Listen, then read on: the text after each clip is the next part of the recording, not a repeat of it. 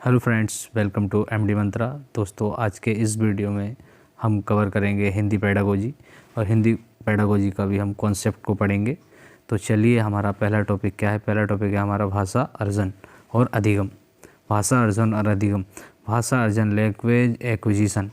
भाषा अर्जन एक प्राकृतिक प्रक्रिया है जिसे हम अपने आसपास के वातावरण, आसपास के लोगों के माध्यम से सीख जाते हैं। यानी कि भाषा का जो अर्जन होता है ये प्राकृतिक प्रक्रिया है, जहाँ पर हम पैदा होते हैं, जो हमारे आसपास के लोग होते हैं उनसे हमें इंटरेक्शन करके, बातचीत करके इसको सीख जाते हैं। भाषा अर्जन में किताब और व्याकरण की ज़रूरत नहीं पड़ती। भाषा अर्जन जो होता है उसमें हमें किताब की कोई ज़रूरत नहीं पड़ती, व्याकरण की कोई ज़रूरत नहीं पड़ती। जो हमारे समाज में, हमारे घर में मम्मी पापा भाई बहन जैसी भाषा का यूज़ करते हैं उसी भाषा को हम अर्जित कर लेते हैं, वैसा ही बोलने लगते हैं जिस भी समाज से हम रिलेटेड होते हैं। चॉम्स्की के अनुसार भाषा अर्जन की क्षमता बालकों में जन्मजात होती है और वह भाषा की व्यवस्था को पहचानने में शक्ति के साथ पैदा होता है। चॉम्स्की कहते हैं भाषा अर्जन की क्षमता बालकों में जन्मजात होती है। यानी कि चॉम्स्की कहना चाहते हैं कि बच्चा जब पैदा होता है तो उसके अंदर भाषा सीखने की जो क्षमता है, पहचानने की जो क्षमता है, वो जन्मजात होती है। भाषा अर्जन को प्रभावित करने वाले कारक। परिवेश प्रभावित करता है भाषा को।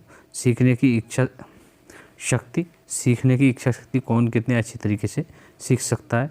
सिखाई जाने वाली भाषा छात्र के जीवन से संबंध रखती हो। छात्र की मानसिक तथा शारीरिक स्थिति, शब्द भंडार का विकास। छात्र की मानसिक स्थिति और शारीरिक स्थिति, शब्द भंडार का विकास होता है।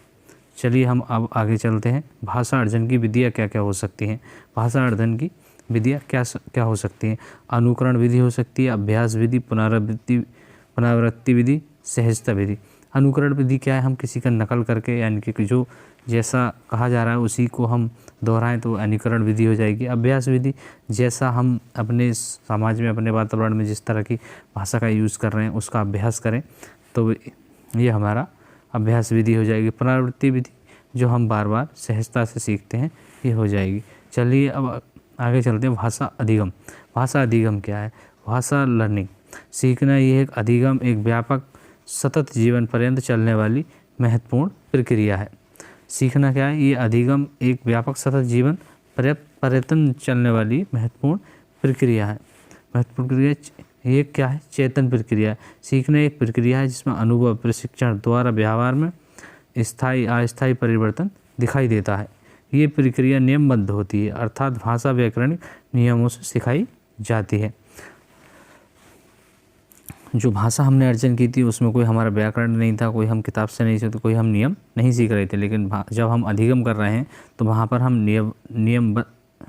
नियमबद्ध तरीके से और व्याकरण नियमों से सिखाई जाती है। चलिए अब आगे चलते हैं। क्या देखा है? अभ्यास युक्त।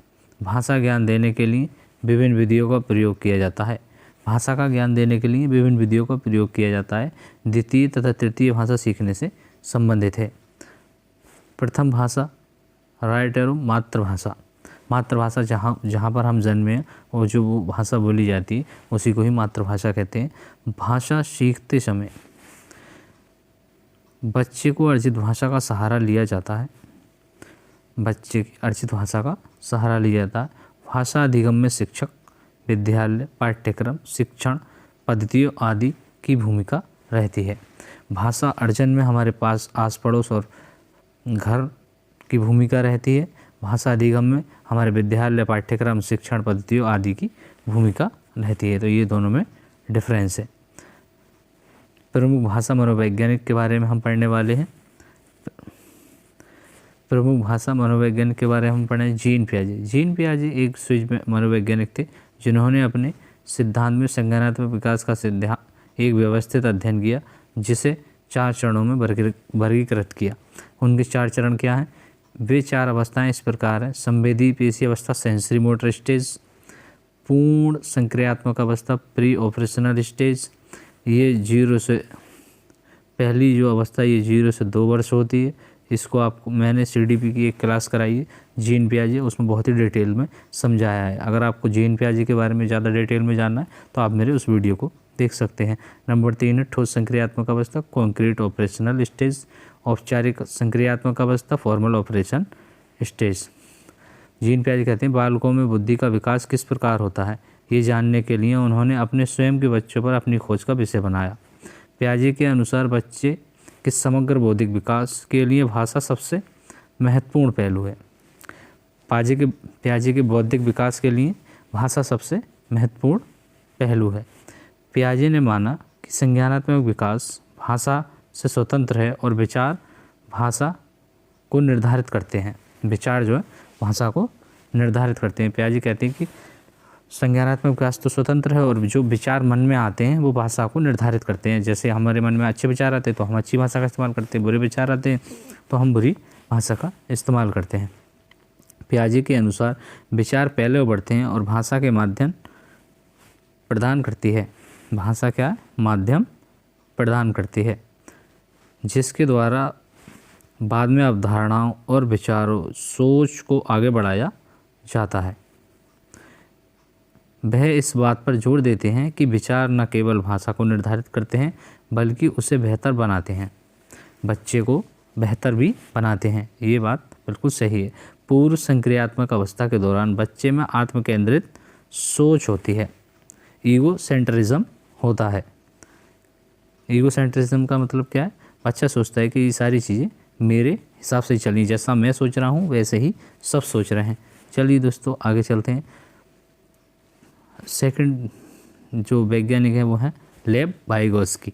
लेव वाइगोस्की की मैंने एक क्लास कर रखी है, अगर इसके बारे में डिटेल में पढ़ना चाहते हैं तो आप मेरी CDP की क्लास को देख सकते हैं, उसका मैं आई बटन में लिंक दे दूंगा। सामाजिक संस्कृति सिद्धांत, social culture theory. Social culture theory, Vygotsky ने एक रूसी वैज्ञानिक थे जिन्होंने सामाजिक संस्कृति सिद्धांत का प्रतिपादन किया। यह सिद्धांत बताता है कि बच्चे अपने समाज और संस्कृति की अंत्यक्रिया करके यानी कि इंटरेक्शन करके सीखते हैं, यानी सामाजिक अंत्यक्रिया के बाद विकास होता है। यानी कि पहले ही सामाजिक अंत्यक्रिया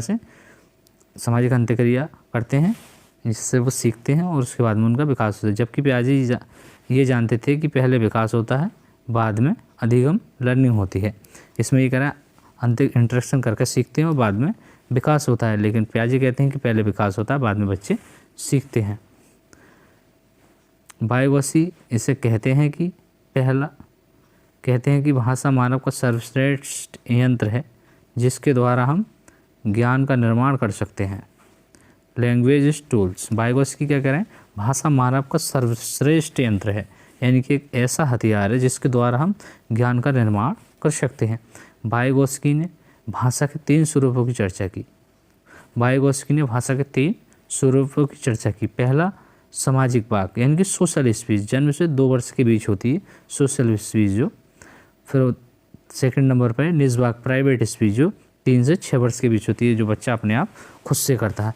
आंतरिक संभाषण या मौन वाक, साइलेंट इनर स्पीच 6 वर्ष के बाद होती है। तो ये आपको बहुत ही ध्यान रखना है क्योंकि इस पर भी सवाल कभी कभी एग्जाम में पूछ लिया जाता है। इसके आगे वाइगोस्की के अनुसार भाषा के संज्ञानात्मक विकास को निर्देशित करती है। इस सिद्धांत के अनुसार विकास के लिए पहले अधिगम होना अत्यंत आवश्यक है। इस विकास के अनुसार क्या है? पहले अधिगम होना अत्यंत आवश्यक है। इस सिद्धांत के अनुसार छात्र संज्ञानात्मक विकास करने के गुण पहले से ही विद्वान होते हैं। वाइगोस्की के सिद्धांत के अनुसार क्या है? संज्ञानात्मक विकास करने के गुण पहले से विद्वान होते हैं, लेकिन इन गुणों को बाहर निकालने का कार्य समाज और संस्कृति द्वारा होता है। पियाजे क्या कह रहे हैं? जो गुण होते हैं उनको बाहर निकालने का काम यानी कि उस पर काम करने का काम किसका होता है? समाज और संस्कृति का होता है।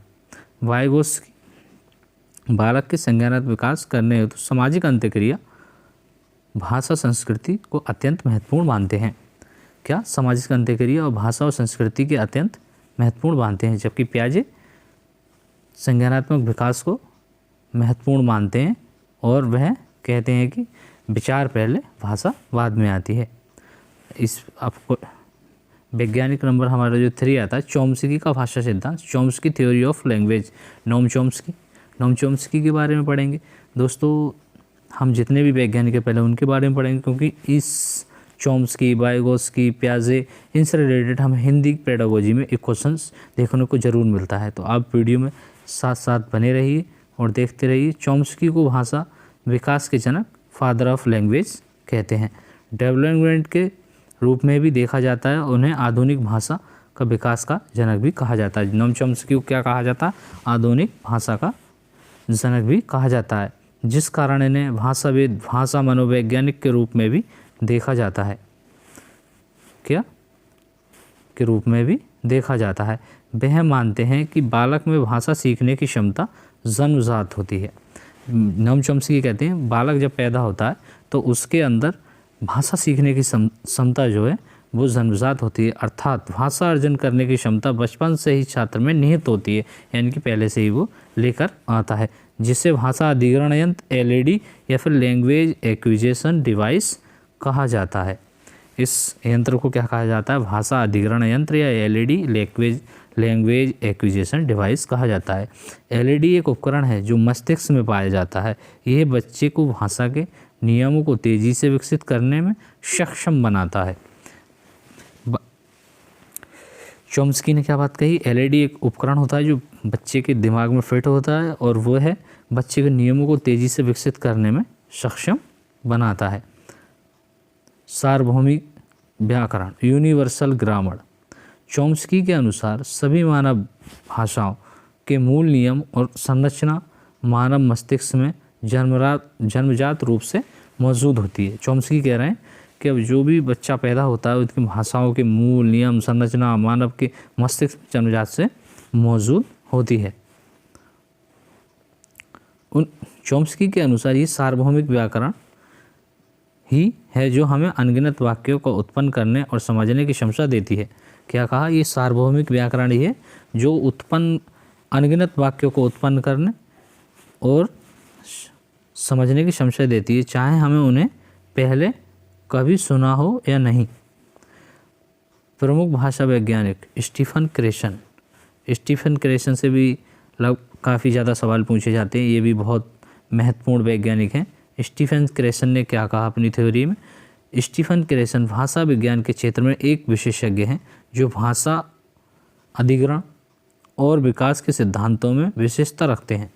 क्या कहा इन्होंने? भाषा अधिग्रहण और विकास के सिद्धांतों में विशेषता रखते हैं। इन्होंने द्वितीय भाषा अधिग्रहण का सिद्धांत दिया था, जिसे SLA सेकेंड लैंग्वेज एक्विजिशन।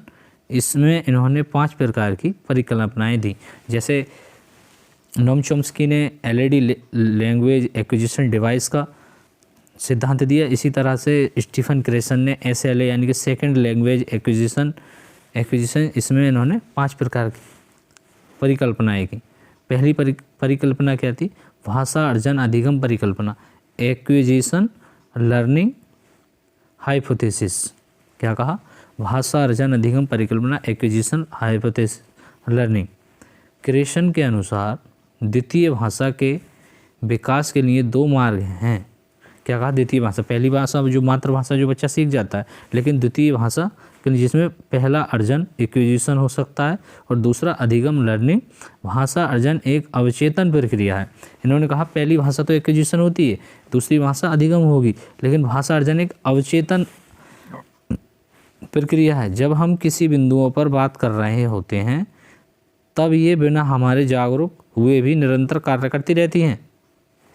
क्या कहा? निरंतर कार्य करती रहती हैं। भाषा अधिगम शुद्धता एक चेतन प्रक्रिया है। अधिगम औपचारिक होता है। अधिगम क्या है? औपचारिक होता है तथा ग्रामर से जुड़ा है। अधिगम क्या है? ये औपचारिक होता है और ये ग्रामर से जुड़ा है। इस बात को हमें ध्यान रखना है। सेकंड नंबर पर परिकल्पना आती है भाषा निरीक्षण परिकल्पना, मॉनिटर हाइपोथेसिस। भाषा को जब हम चेतन अवस्था में सीखते हैं तब वह हमेशा निरीक्षक, मॉनिटर या संपादक के रूप में उपलब्ध रहती है। क्या कहा? मॉनिटर या संपादक के रूप में उपलब्ध रहती है जब हम चेतन अवस्था से, यानी कि बहुत ही ध्यान से सीखते हैं। तो हमारा नंबर 3 पर क्या आ जाए? नंबर 3 क्या है? प्राकृतिक क्रम परिकल्पना, नेचर ऑर्डर हाइपोथेसिस। ये सुझाव देता है कि बच्चे अपनी पहली भाषा को एक पूर्व अनुमानित क्रम में सीखते हैं। क्या कहा? अनुमानित क्रम में सीखते हैं। भाषा के किसी भी बिंदु को अपनी इच्छा तथा आवश्यकता अनुसार अर्जित किया जाता है। ये क्या कह रहे हैं? स्टीफन क्रेशन कह रहे हैं प्राकृतिक परिकल्पना आवश्यकता अनुसार अर्जित किया जाए। जैसे व्याकरण अनेक नियमों में कुछ नियम हम पहले सीख जाते हैं। क्या कह रहा है? व्याकरण के कुछ अनेक नियम हम पहले सीख जाते हैं और कुछ देर से सीखते हैं, कुछ हम देर से सीखते हैं। नंबर 4 है भाषाई निवेश परिकल्पना, इनपुट हाइपोथेसिस। ये पांचों संकल्पनाओं में से सबसे ज़्यादा महत्वपूर्ण है। इसे I+1 संकल्पना भी कहते हैं, इसे कम्प्रहेंसिव इनपुट भी कहते हैं। यह सिर्फ अर्जन से संबंधित है। किससे? ये सिर्फ अर्जन से संबंधित है, लर्निंग से नहीं। इसका तात्पर्य है कि बालक के द्वितीय भाषा का वर्तमान स्तर से अगर उसे बोलने के लिए कोई मदद मिलती है तो उसकी इस द्वितीय भाषा के अर्जन के स्तर को लेवल 1 से ऊपर उठा देता है। यानी कि बच्चा जब किसी भाषा को सीख रहा है और उसे कहीं से कोई मदद मिल जाती है, क्या बात करने के लिए कोई मदद मिल जाती है, भाषा सीखने के कोई लिए मदद मिल जाती है, तो वह द्वितीय भाषा के अर्जन स्तर लेवल 1 लेवल ऊपर उठ जाता है। नंबर 5 पर आता है भावनात्मक निषादान परिकल्पना, अफेक्टिव फिल्टर हाइपोथेसिस। यह आंतरिक भावनाओं और संवेगों से संबंधित है। कैसी? ये आंतरिक भावनाओं और संवेगों से संबंधित है। ये द्वितीय भाषा के बोलने पर सकारात्मक समर्थन व प्रोत्साहन दिया जाए। यानी कि द्वितीय भाषा बोलने पर सकारात्मक समर्थन और प्रोत्साहन किया जाए। जैसे बच्चा हिंदी बोल रहा है, अगर वो इंग्लिश बोलनी शुरू करता है तो उसका समर्थन किया जाए, बहुत अच्छा, बहुत अच्छे इंग्लिश बोल रहे हैं, या फिर उसका प्रोत्साहन किया जाए जिससे उसका उत्साह बढ़ेगा, तो बच्चा दूसरी भाषा को भी आसानी से सीख जाता है। अगर उसका प्रोत्साहन और समर्थन नहीं किया जाएगा तो बच्चा उस भाषा को नहीं सीख पाएगा। इसे कहते हैं इमोशनल सपोर्ट। अर्जन अचेतन, अवचेतन, अनौपचारिक, अनान्यास। हम जो किसी भाषा का अर्जन करते हैं तो वो अचेतन होता है, अवचेतन होता है, अनौपचारिक होता है, अनान्यास होता है। यानी कि हम किसी प्रयास से नहीं सीखते, हम उसको ऐसे ही सीख जाते हैं, हमें उसमें किसी भी प्रयास की ज़रूरत नहीं होती है। लेकिन अधिगम, इसे हम सचेतन मन, चेतन मन से प्रयास, हम प्रयास भी करते हैं, सचेतन मन से सोचते हैं और प्रयास करते हैं, प्रयासपूर्ण और औपचारिक तरीक़ों से सीखते हैं। हम अपने बड़ों से, विद्यालय में जाकर, स्कूल में जाकर, शिक्षक से, सहपाठी से, उनसे हम सीखते हैं। प्रमुख शिक्षण विधियों के बारे में हम पढ़ेंगे। प्रमुख शिक्षण विधियाँ शिक्षक के द्वारा किए जाने वाला कार्य शिक्षण कहलाता है, शिक्षण कहा जाता है। क्या पढ़ना है, कैसे पढ़ना है, किसको पढ़ना है, क्यों पढ़ना है, राइट नाउ एरो शिक्षा शास्त्र, क्या शिक्षण विधियाँ। अब आगे आते हैं हम भाषा विकास के चरण। भाषा के विकास के कितने चरण होते हैं? इसके 5 चरण होते हैं। बच्चा भाषा के विकास के 5 चरणों से होकर सीखता है। इसमें पहला आता है कूकना, इसे इंग्लिश में क्यूइंग कहते हैं। ये 6 सप्ताह का बच्चा करने लगता है, यानी कि अजीब सी आवाज़ें, क्यूइंग की आवाज़ें निकालने लगता है। नंबर 2 पर आता है बबलाना, बबलिंग। 6 माह का बच्चा, इसमें 6 माह का बच्चा बबलाने लगता है। और नंबर 3 पर आता है एक शब्द 1 वर्ड स्टेज। ये 1 साल का बच्चा एक शब्द, नंबर 3 पर आता है एक शब्द 1 वर्ड स्टेज। 1 साल का बच्चा यहाँ पर एक शब्द को बोलने लगता है, पानी, पापा, चाचा, चाची, इस तरह के वर्ड बोलने लगता है। नंबर 4 पर आता है टेलीग्राफिक व 2 शब्द। 18 माह से 24 माह या 1.5 वर्ष से 2 वर्ष का बच्चा टेलीग्राफिक्स भी सीख जाता है। मुझे पानी दो, मुझे पैसे दो, मैं ये खाऊंगा, इस तरह के वर्ड्स बोलने लगता है। और नंबर 5 पर आता है लंबे उच्चारण। 2 साल से 4 साल का बच्चा अपनी पूरी बात कहने लगता है। कई शब्द मिलाकर, 5-6 शब्द मिलाकर, मैं वहाँ पर जाऊँगा, मुझे स्कूल जाना है, मुझे मुँह धोना है, मुझे नहाना है, मुझे अच्छे कपड़े पहना है, तो इस तरह के वर्ड को इस्तेमाल कर देता है। भाषा शिक्षण की प्रमुख विधियाँ। यहाँ ये जो भाषा शिक्षण की प्रमुख विधियाँ हैं, इन विधियों से हर साल हिंदी पेडागोजी में 1 नंबर का क्वेश्चन जरूर देखने को मिलता है, तो आप इसको बहुत ही केयरफुली पढ़ना। आगमन विधि, इंडक्टिव मेथड। हिंदी में इसको कहते हैं आगमन विधि, इंग्लिश में कहते हैं इंडक्टिव मेथड। चलिए अब इसके बारे में जानते हैं। यह एक मनोवैज्ञानिक विधि है जो बालकों को नवीन ज्ञान खोजने का प्रशिक्षण देता है और उन्हें जीवन में नए नए तथ्यों की खोज निकालने के लिए सदैव प्रेरित करता रहता है। इंडक्टिव मेथड क्या है? आगमन विधि खोज निकालने के लिए सदैव प्रेरित करता है। इस विधि का उदाहरण विधि भी कहा जाता है। इस विधि को क्या है? उदाहरण विधि भी कहा जाता है। शिक्षण की दृष्टि से इस विधि को सर्वोत्तम माना जाता है। शिक्षण की विधि से इस विधि को सर्वोत्तम माना जाता है। इसे विधि को उदाहरण विधि क्यों कहा जाता है? क्योंकि इसमें किसी भी टॉपिक पर जब हम बात करते हैं तो उसके बारे में ज़्यादा से ज़्यादा जो बच्चे के आसपास का जो पास पड़ोस का एरिया है, जो बच्चे की रियल लाइफ है, उससे जुड़े हुए एग्जाम्पल देते हैं। इसमें एग्जाम्पल का यूज़ ज़्यादा किया जाता है, इसलिए इसे उदाहरण विधि कहते हैं। इस विधि में सीधे अनुभवों, उदाहरणों, प्रयोगों, अध्ययन करके नियम निकाले जाते हैं। उदाहरणों तथा प्रयोग करके, अध्ययन करके नियम निकाले जाते हैं।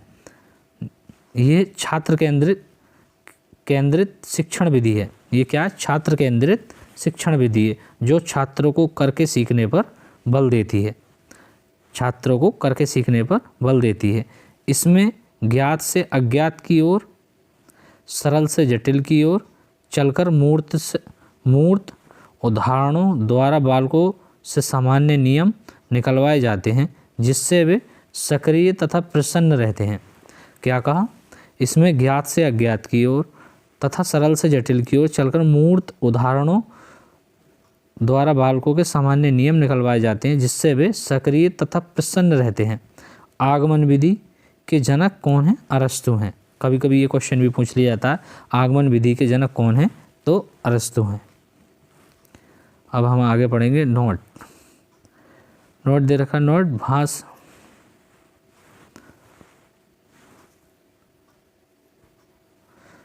भाषा शिक्षण में आगमन पद्धति का लाभ होता है। विद्यार्थियों में रटन अभ्यास का अभाव होता है।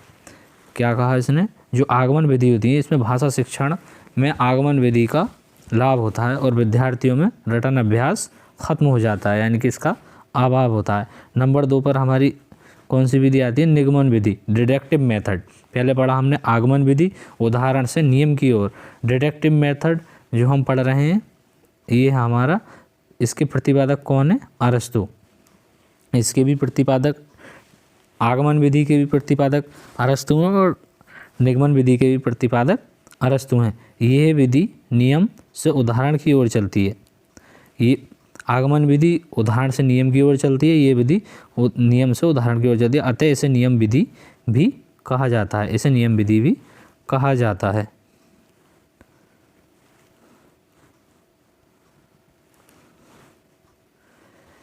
इस विधि के अंतर्गत पहले नियम समझाए जाते हैं, उसके बाद उदाहरण प्रस्तुत करके उनका प्रयोग सिखाया जाता है। इस विधि में पहले नियम बताए जाएंगे, फिर उसके उदाहरण प्रस्तुत किए जाएंगे और फिर उनका प्रयोग किया जाएगा। यह विधि एक शिक्षक केंद्रित विधि है। इसमें शिक्षक ही सारे नियम लिखवाते हैं। इसमें क्या है? शिक्षक ही सारे नियम लिखवाते हैं। इस विधि में सूक्ष्म से स्थूल की ओर, यानी कि fine motor skill, fine motor से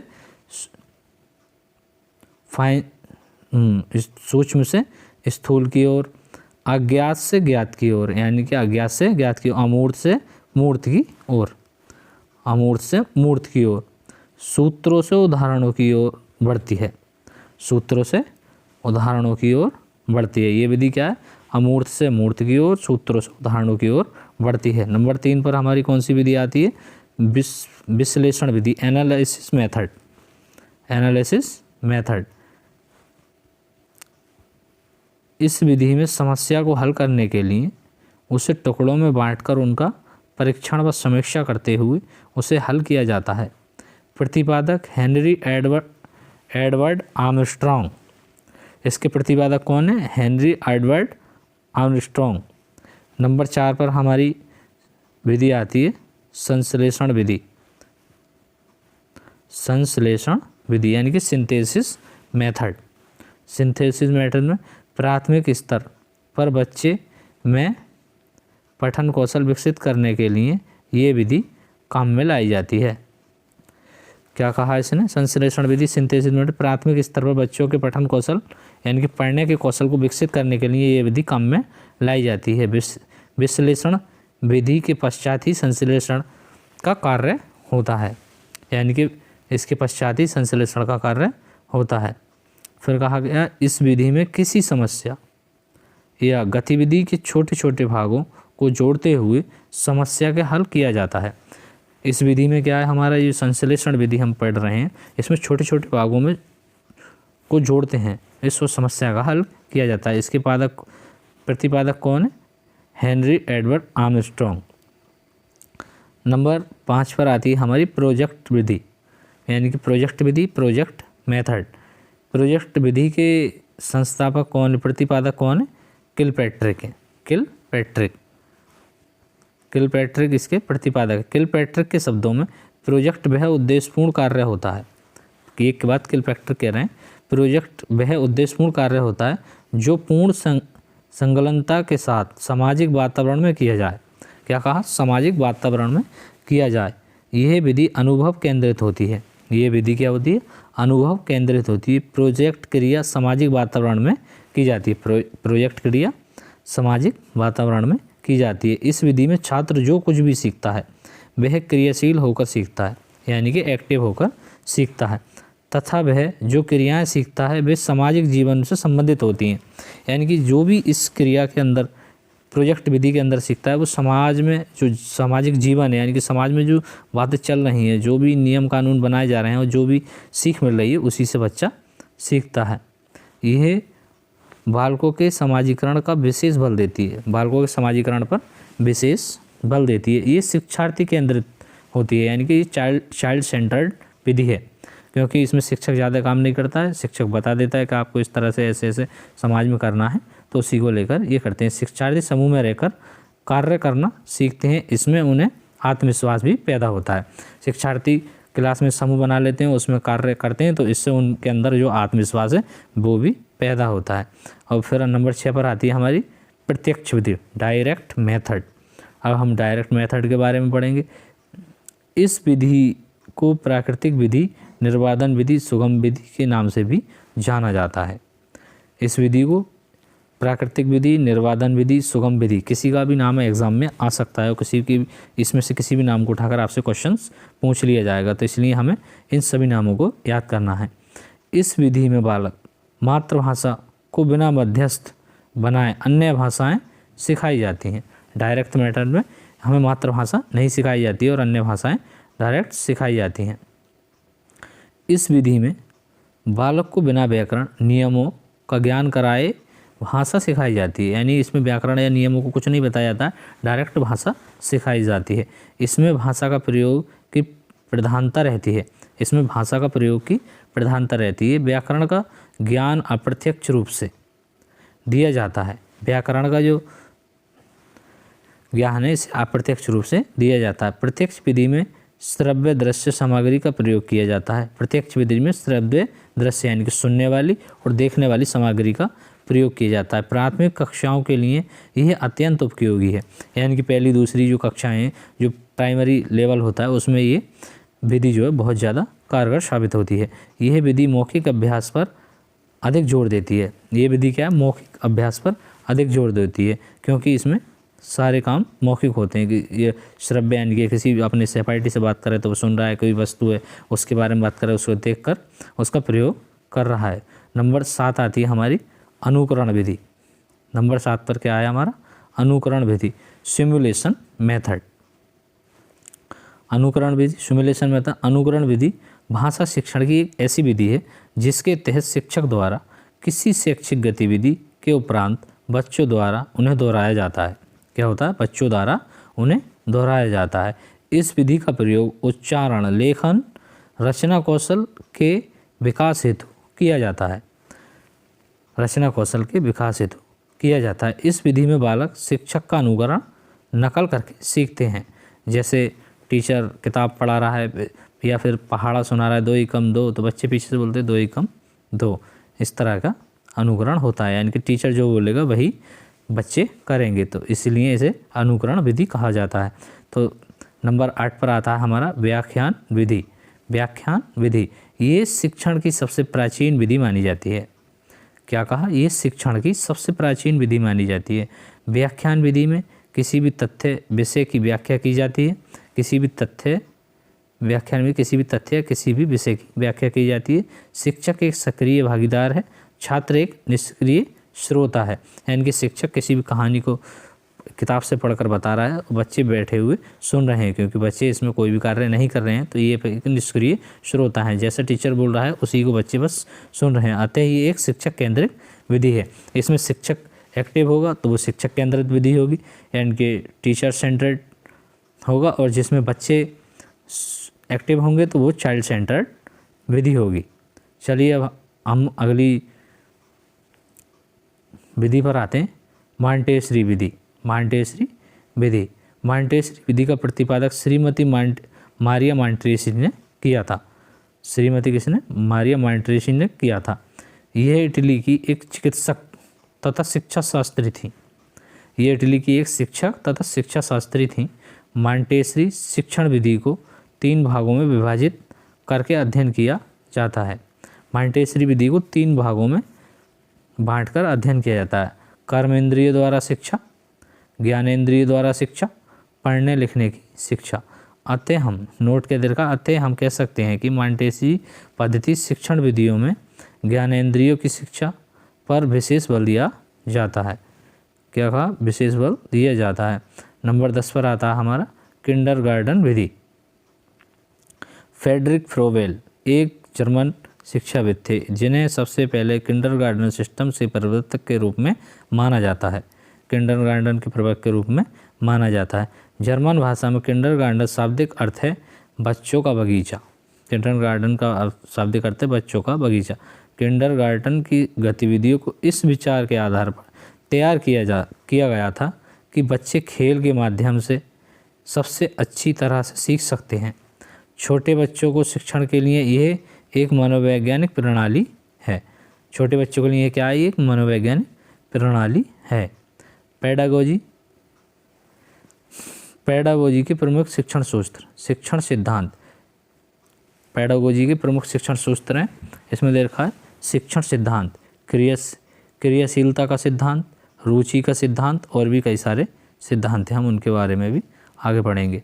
अभिप्रेरणा का सिद्धांत यानी कि मोटिवेशन, अभिप्रेरणा का सिद्धांत मोटिवेशन, जीवन से जोड़ने का सिद्धांत रियल लाइफ, बाल केंद्रितता का सिद्धांत, लोकतांत्रिक मूल्यों का सिद्धांत, व्यक्तिगत भिन्नता का सिद्धांत, व्यक्तिगत भिन्नता का सिद्धांत, यानी शिक्षण के हमारे 7 सिद्धांत हैं। शिक्षण के विभिन्न सूत्र, शिक्षण को प्रभावी बनाने की दृष्टि से जिन सूत्रों को ध्यान में रखा जाना चाहिए वे निम्न प्रकार हैं। क्या हैं? वे निम्न प्रकार हैं। ज्ञात से अज्ञात की ओर, सरल से कठिन की ओर, स्थूल से सूक्ष्म की ओर, पूर्ण से अंश की ओर, विशिष्ट से सामान्य की ओर, आगमन से नियम की ओर, विश्लेषण से संश्लेषण की ओर। यानी कि ज्ञात से जो हम जानते हैं उससे अज्ञात जो नहीं जानते हैं उसको हम इसमें सीखेंगे। क्या होगा? सीखेंगे। सरल से कठिन की ओर, जो हमारा सरल है, सरल को हम जानते हैं, फिर हम कठिन वाक्य को सीखेंगे। जैसे हम सरल वाक्य को जानते हैं, हम कठिन को सीखेंगे। स्थूल से सूक्ष्म की ओर, हम बड़ी बड़ी वस्तुओं के बारे में तो जानते हैं, यानी कोई मशीन है उसके बारे में तो जानते हैं, फिर हम उसके अंदर के पुर्जों के बारे में जानेंगे। क्या कहा? पुर्जों के बारे में जानेंगे, तो ये हो जाएगा सूक्ष्म, यानी कि पूर्ण। हम किसी भी एक पार्ट के बारे में जानते हैं, पढ़ लिया है, फिर उसके अंश, छोटे छोटे अंश करके उसके बारे में जानेंगे। विशिष्ट सामान्य की ओर, हम किसी भी चीज़ को पढ़कर एक विशिष्ट कंक्लूजन निकाल लेते हैं, फिर उसके बाद में उसका एक सामान्य कंक्लूजन निकालते हैं। आगमन से निगमन की ओर, यानी कि उदाहरण से, पहले हम उदाहरण से नियम की ओर सीखेंगे, फिर नियम से उदाहरण की ओर सीखेंगे। विश्लेषण से संश्लेषण की ओर, पहले हम टुकड़े करेंगे किसी भी चीज़ को, हम विश्लेषण करेंगे तो उसके पहले पूरी तरीके से सीखेंगे, फिर हम उसके छोटे छोटे टुकड़े को इकट्ठा करेंगे। यही हमारा विश्लेषण से संश्लेषण विधि है। ज्ञात से अज्ञात की ओर, अब यहाँ पर हम इसके बारे में डिटेल से पढ़ेंगे। जिसे विद्यार्थी जानता है वह बात है तथा जिसे वे नहीं जानता वह अज्ञात है। बात की जगह हम क्या कर लेंगे? ज्ञात है। अतः ये सूत्र हमें बताता है कि छात्रों को उनके पूर्व ज्ञान के आधार पर नवीन ज्ञान प्रदान करना चाहिए। ज्ञात से अज्ञात की ओर नवीन ज्ञान प्रदान करना चाहिए। दूसरा आ जाता है हमें सरल से कठिन की ओर। इस सूत्र में ये आशय है कि छात्र पहले से सरल व फिर कठिन बातों की जानकारी दी जानी चाहिए, जिससे वे पाठ में दिलचस्पी लेने लगते हैं। बहुत ही डिटेल में सही से अच्छे से एक्सप्लेन किया है। पहले सरल बातें बतानी चाहिए, फिर कठिन बातों की जानकारी दी जानी चाहिए, जिससे वे पाठ में दिलचस्पी लेने लगते हैं। उदाहरण, हासिल के जोड़ व घटा सिखाने से पहले बच्चे को गिनती व साधारण जोड़ घटाना सिखाना चाहिए। नंबर 3 पर आता है स्थूल से सूक्ष्म की ओर। स्थूल से सूक्ष्म की ओर बालक सीखने के क्रम में सर्वप्रथम मूर्त स्थूल वस्तुओं को देखते हैं और क्रिया का अनुभव करते हैं। तत्पश्चात उस संबंध में शब्द तथा अन्य बातें सीखते हैं। संबंध में शब्द तथा अन्य बातें सीखते हैं। प्रारंभ में बालक इतना मानसिक विकास नहीं होता कि वे किसी वस्तु के सूक्ष्म तत्व को समझ सके, लेकिन किसी वस्तु को देखकर छूकर वे आसानी से उसके बारे में जान सकते हैं। अतः वस्तु को स्थूल से सूक्ष्म की तरफ ले जाना एक प्रभावी शिक्षण है। उदाहरण, गणित में जोड़ घटना सिखाने के लिए गेंद, गोली, कंकड़ आदि का प्रयोग किया जाता है। पूर्ण से अंश की ओर, फ्रॉम होल टू पार्ट्स। बालक के सामने कोई वस्तु आने पर वह सर्वप्रथम पूर्ण वस्तु को ही देखता है, जानता है, वह समझता है, उसके विभिन्न अंशों को नहीं जानता। यानी कि वस्तु के अंदर क्या सिस्टम लगा हुआ है, किस तरह की मशीन्स लगी हुई हैं, उसके बारे में नहीं जानता। वो सिर्फ वस्तु के बारे में जानते हैं, वो किसी मशीन के बारे में जानता है। जैसे बालक सर्वप्रथम किसी वृक्ष को उसके पूर्ण रूप में ही देखता है, उसके भागों के बारे में अलग अलग नहीं। शिक्षक को उसके पूर्व ज्ञान से लाभ उठाकर उसे वृक्ष के अंगों, जड़, तना, डाली, पत्ती, फल, फूल आदि के बारे में जानकारी देना चाहिए। अब हमारा जो नंबर 5 आ जाता है शिक्षण सूत्र, क्या तरीका, विशिष्ट से सामान्य की ओर। ये शिक्षण को प्रभावी बनाने एवं अधिगम को जीवन से जोड़ने की दृष्टि से सूत्र को अत्यंत महत्वपूर्ण माना जाता है। जब शिक्षार्थियों को विशिष्ट उदाहरणों के आधार पर सामान्यीकरण करने की क्षमता को विकसित करने की ओर अग्रसर किया जाता है, तो वे शिक्षण अधिगम प्रक्रिया में सक्रिय होकर रुचि लेते हैं। वस्तुत शिक्षण का ये सूत्र आगमन विधि पर आधारित है। इससे इनमें आत्मविश्वास बढ़ता है और वे स्वयं अन्वेषण की तरह सामान्यीकरण करना शुरू कर देते हैं। जैसे त्रिभुज के 3 कोणों का योग 2 समकोणों के बराबर होता है। प्रमेय।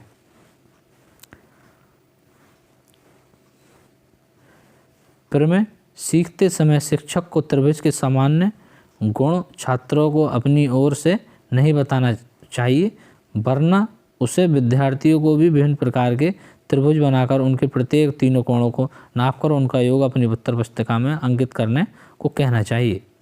जब विद्यार्थी ऐसा करते हैं तो वे स्वयं सामान्यीकरण कर लेते हैं कि 3 कोणों का योग सदा 2 समकोणों के बराबर होता है। अब हमारा आता है इंडक्टिव मेथड, आगमन से निगमन की ओर। From inductive to deductive method. ये सूत्र व्याकरण शिक्षण का अत्यंत महत्वपूर्ण सूत्र है, जिसमें विषय वस्तु के प्रस्तुतिकरण के दौरान सबसे पहले उदाहरण दिए जाते हैं, तत्पश्चात सामान्य सिद्धांत का प्रस्तुतिकरण किया जाता है। क्या कहा उसने? यह सूत्र व्याकरण शिक्षण का अत्यंत महत्वपूर्ण सूत्र है, जिसमें विषय वस्तु के प्रस्तुतिकरण के दौरान पहले उदाहरण दिए जाते हैं, उसके तत्पश्चात सामान्य सिद्धांत का प्रस्तुतिकरण किया जाता है। नंबर 7 पर आता है हमारा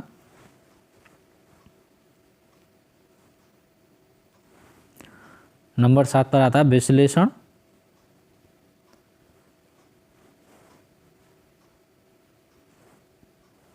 विश्लेषण से संश्लेषण की ओर, एनालिसिस से सिंथेसिस की ओर। विश्लेषण बालक को किसी बात को भली प्रकार समझने में सहायक होता है, तो संश्लेषण उस बात को ज्ञान को निश्चित रूप से प्रदान करता है। क्या कहा? यानी कि विश्लेषण बालक को किसी बात को भली प्रकार से समझाने में सहायक होता है, तो संश्लेषण उसी बात को ज्ञान से निश्चित रूप से प्रदान करने में सहायक होता है। इस सूत्र के अनुसार किसी घटना तथ्य की जानकारी पहले से समग्र रूप से कराकर फिर उसके विविध भागों की व्याख्या विश्लेषण द्वारा स्पष्ट किया जाना चाहिए। तत्पश्चात उन भागों खंडों को आसपास में जोड़कर पूरी जानकारी कराकर निष्कर्ष तक पहुंचाना चाहिए। क्या कहा? निष्कर्ष तक पहुंचाना चाहिए। अब हम पढ़ेंगे भाषाई कौशल। भाषाई कौशल, पेडागोजी, भाषाई कौशल। भाषाई कौशल यानी कि लैंग्वेज स्किल्स। मानव अपने विचारों का आदान प्रदान सुनकर, बोलकर, पढ़कर, लिखकर करता है। भाषा से संबंधित इन चारों प्रक्रियाओं का प्रयोग करने की क्षमता ही भाषा कौशल कहलाती है। भाषा कौशल कहलाती है।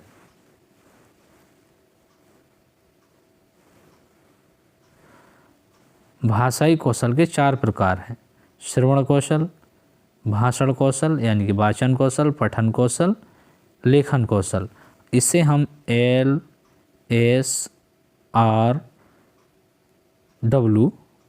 LSR-W भी कहते हैं, यानी कि listening, speaking, writing, reading, writing.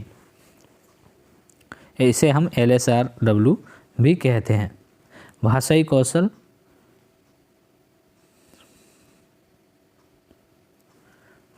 कौशल फ्लो चार्ट, गत्यात्मक श्रवण पाठन, अभिगत्यात्मक वाचन, लेखन, ये चारों कौशल एक दूसरे से अंतः संबंधित होते हैं तथा मानव में भाषाई विकास को विस्तार देते हैं।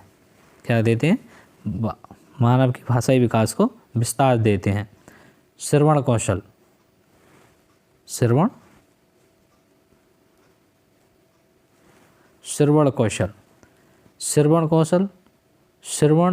केवल सुनना भर नहीं है, बल्कि उन ध्वनियों को सुनकर अर्थ निकालना सुनी हुई बातों पर चिंतन मनन करने और अर्थ प्रतिक्रिया देने से है।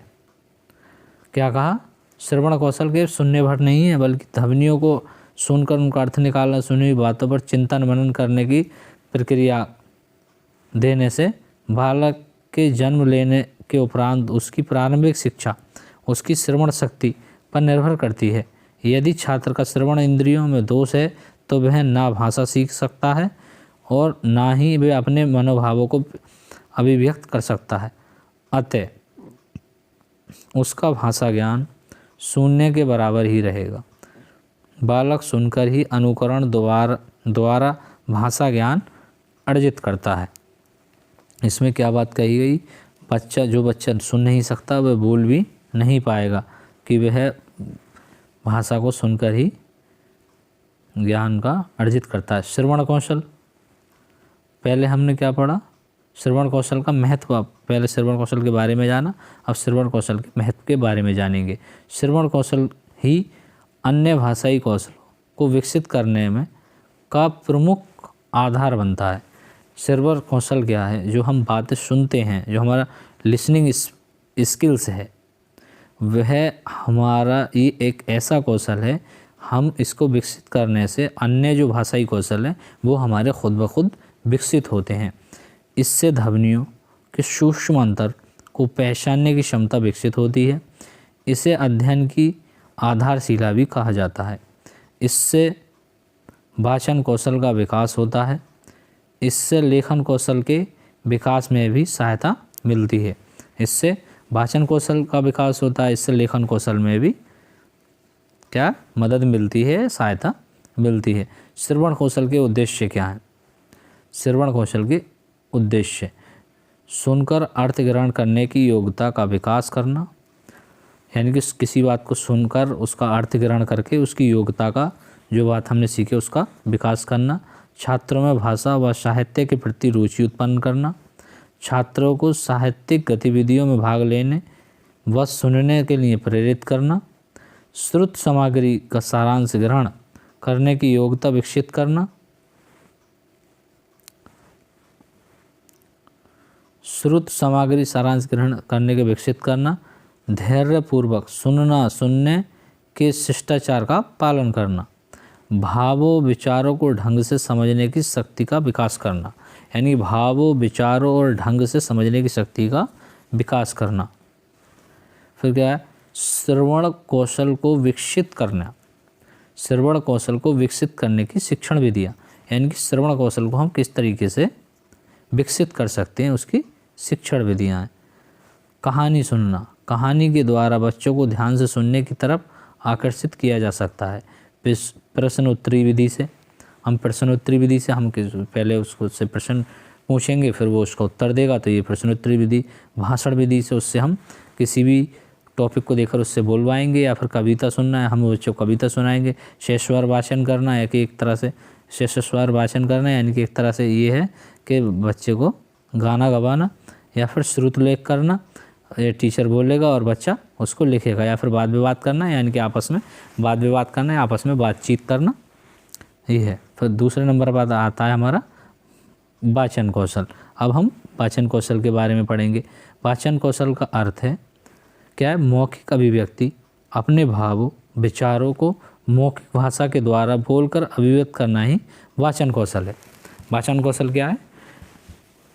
अपने विचारों और मौखिक अभिव्यक्ति, अपने भावों, यानी कि जो बच्चे के भाव हैं, भाव और विचारों के मौखिक भाषा के द्वारा बोलकर अभिव्यक्त करना ही वाचन कौशल है। जब एक छात्र शेषवर एवं धारा प्रवाह के रूप में बोलते हुए अपने विचारों को प्रस्तुत करता है, तो ये माना जाता है कि उसमें वाचन कौशल की योग्यता है। क्या है? उसमें वाचन कौशल की योग्यता है। तो वाचन कौशल की आवश्यकता व उद्देश्य के बारे में पढ़ेंगे। क्या दे रखा है? वाचन कौशल की आवश्यकता और उद्देश्य क्या है? स्पष्ट प्रभावपूर्ण अभिव्यक्ति, यानी कि साफ सुथरा बोलना है। प्रभा यानी कि एक साथ बोलना है, कोई अटकना नहीं इसमें, जिससे कि उसकी अभिव्यक्ति होगी। अपनी बात को आत्मविश्वास के साथ कहना। अपनी बात को, जो भी बात कहना चाहते हैं उस बात को बहुत ही सही तरीके से सामने वाले के सामने रखना, आत्मविश्वास के साथ कहना। विचारों में सुगम और क्रमबद्धता का विकास होता है। आँखों देखी सुनी घटनाओं, किस्सों को अपने शब्दों में प्रभावी ढंग से अभिव्यक्त करना। क्या है? अपनी आँखों से देखी सुनी घटनाओं, किस्सों को अपने शब्दों में प्रभावी ढंग से अभिव्यक्त करना। जैसे कोई घटना हमारे सामने, रोड पर एक्सीडेंट हो जाता है, फिर हम अपने घर जाते हैं, आप किसी दोस्त से मिलते हैं, तो उसको बहुत ही प्रभावी ढंग से उस एक्सीडेंट के बारे में बताते हैं और अच्छे से व्यक्त करते हैं। पढ़ी गई सामग्री को सारे रूप में व्यक्त करने की कुशलता होती है। पढ़ी गई सामग्री को सार के रूप में व्यक्त करने की क्षमता होती है। यानी मान लो हमने कोई बुक पढ़ी, उसकी कोई स्टोरी पढ़ते हैं, हम उसको अपने सार के रूप में व्यक्त करने की कुशलता विकसित होती है। परिचित अपरिचित परिस्थितियों संदर्भ में स्पष्ट और प्रभावी रूप से अपनी बात कहना। परिचित अपरिचित परिस्थितियों में, अपनी संदर्भों में स्पष्ट रूप से अपनी बात को कहना, ये वाचन कौशल की आवश्यकता व उद्देश्य हैं। विभिन्न पाठ्यचर्या, सहगामी क्रियाकलापों, अंतरिक्ष वाद विवाद, भाषण, कविता पाठ, कहानी कथन, समाचार वाचन में सक्रिय भागीदारी है। क्या है? वाचन कौशल की भाषण, कविता, कहानी कथन, समाचार वाचन आदि में सक्रिय भागीदारी रहती है। किसकी? वाचन कौशल की। शब्दों वाक्यों के उचित चयन करते हुए अपनी बात कहने की कुशलता होनी चाहिए। वाचन कौशल की शिक्षण विधियाँ क्या हैं? अब हम इनकी शिक्षण विधियों के बारे में जान लेते हैं। शेषवर वाचन, कविता पाठ, कहानी कथन, प्रश्नोत्तर, वाद विवाद, भाषण, नाटक, मंचन, रोल प्ले या चित्र वर्णन ये इसकी विधि हैं। सस्वर वाचन करना यानी कि गाना गाना, कविता का पाठ करना, कहानी का कथन सुनाना, प्रश्नोत्तरी करना, इस तरह का। पेडागोजी भाषाई कौशल यानी कि पठन कौशल। अब हम पठन कौशल के बारे में जानेंगे। पठन कौशल रीडिंग स्किल्स, ये भाषा शिक्षण का तृतीय कौशल है। ये क्या है? तृतीय कौशल है। लिखित रूप में विद्वान अंश को पढ़कर उसके भाव को ग्रहण करना पठन कौशल कहलाता है। यानी कि हम किसी भी चीज़ को पढ़ते हैं तो उससे जो भाव को ग्रहण करते हैं उसे हम पठन कौशल कहते हैं। पढ़ने के लिए लिपि ज्ञान पर्याप्त योग्यता नहीं, समझ जरूरी है। ज्ञान पर्याप्त योग्यता नहीं बल्कि समझ जरूरी है। हम किसी बात को पढ़ना चाहते हैं, हमारे पास ऐसा नहीं है कि बहुत ज़्यादा ज्ञान हो, ज्ञान का पर्याप्त भंडार हो। जब हम किसी भी कहानी या पाठ को पढ़ रहे हैं तो उसके लिए हमारी जो समझ जरूरी है। पठन मुख्यतः दो प्रकार के होते हैं। पठन क्या? दो प्रकार के होते हैं। पहला पठन होता है हमारा बोल कर पढ़ना यानी मुखर से स्वर पठन करना। मन ही मन पढ़ना यानी कि मौन पठन। जैसे मान लो हम किसी कहानी को पढ़ रहे हैं तो सस्वर वाचन बहुत ही लय के साथ पढ़ें तो इसे सस्वर वाचन कहेंगे। मन ही मन पढ़ना यानी कि हम किसी कहानी को पढ़ रहे हैं और कोई भी आवाज़ नहीं कर रहे हैं तो हम इसे मौन पठन कहेंगे। पठन के प्रकार सस्वर वाचन, व्यक्तिगत वचन, आदर्श वाचन, अनुकरण वाचन यानी कि समूह वाचन कहते हैं। मौन वाचन, गंभीर पठन यानी कि दुदंत पठन होता है। अब हम इसके उद्देश्य के बारे में, पठन कौशल के उद्देश्य के बारे में जानेंगे। पठन कौशल के उद्देश्य क्या है? अर्थ समझते हुए पढ़ने के योग्य बनाना यानी कि अर्थ समझते हुए पढ़ने को क्या है? योग्य बनाना है। लिखे हुए एक अर्थ को समझकर अपनी समझ विकसित करना, आत्मविश्वास जागृत करना, बच्चों में स्वाध्याय की आदत विकसित करना, शुद्ध उच्चारण की शिक्षा देना, लिपि के प्रतीकों का ज्ञान करना, शीघ्र वाचन कला में प्रवीणता, साहित्य के प्रति रुचि और जिज्ञासा का उदय, यति गति ताल लय, आरोह अवरोह बालाघात आदि का ज्ञान कराना। आदि का क्या है? ज्ञान कराना। ये सब इसके उद्देश्य हैं। अब हम पठन कौशल की विधियों के बारे में जान लेते हैं। पठन कौशल की विधियाँ क्या क्या दे रखी हैं हमारे पास? वर्ण विधि, शब्द विधि, वाक्य विधि, कविता विधि, अनुकरण विधि, ध्वनि साम्य विधि यानी कि वर्ण विधि, शब्द विधि, वाक्य विधि, कविता विधि, अनुकरण विधि। फिर आता है हमारा राइटिंग स्किल्स, लेखन कौशल। भावों एवं विचारों की अभिव्यक्ति जब लिखित रूप में होती है तो उसे लेखन कौशल कहते हैं। यह भाषण शिक्षण चतुर्थ कौशल है। लेखन भाषा को मूर्त रूप से प्रदान करता है। भाषा के स्वरूप को स्थायित्व प्रदान किया जाता है। क्या? स्थायित्व प्रदान किया जाता है। लेखन के प्रकार हैं सुलेख, अनुलेख, श्रुतलेख, प्रतिलेख। यानी कि सुलेख बहुत अच्छे से लिख रहा है, अनुलेख यानी कि कोई आपसे बोल रहा है आप उसको लिख लें, श्रुतलेख इमला क्या होता है? श्रुतलेख। प्रतिलेख हम किसी भी चीज़ को देखकर लिख रहे हैं। लेखन का महत्व व उद्देश्य, हम लेखन का महत्व व उद्देश्य पढ़ेंगे। लेखन लिखित अभिव्यक्ति के बिना भाषा पूर्ण अधिकार प्राप्त नहीं हो सकता। लिखित अभिव्यक्ति के बिना भाषा पर पूर्ण अधिकार प्राप्त नहीं हो सकता है।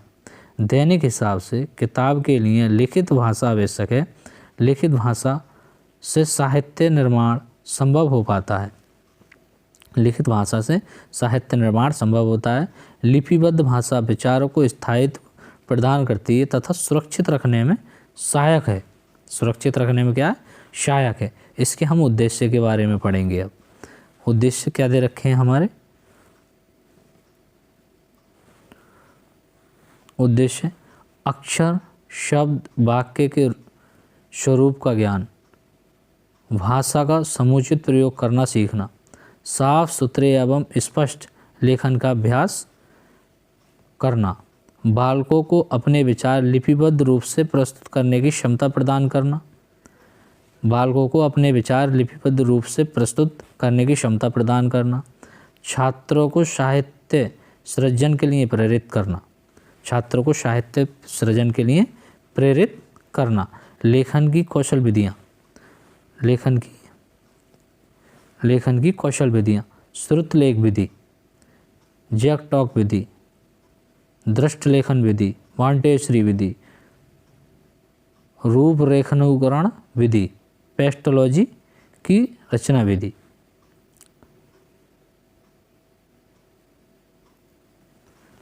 आज के इस वीडियो में बस इतना ही, फिर मिलेंगे एक अगले वीडियो में। तब तक के लिए जय हिंद, जय भारत।